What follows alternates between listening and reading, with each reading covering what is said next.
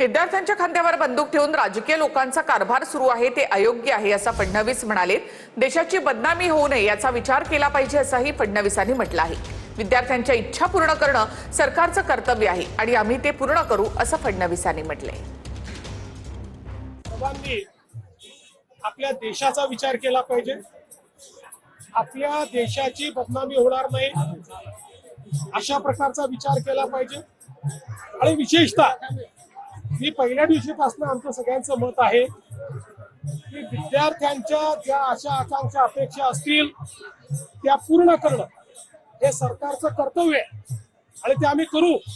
काही उणिवा राहिल्या असतील तर त्या उणिवा दूर होतील। फक्त त्यांच्या खांद्यावर बंदूक ठेवून काही लोक, विशेषतः काही राजकीय पक्ष ज्या पद्धतीनं कारभार करतायत ते काही योग्य असं माझं मत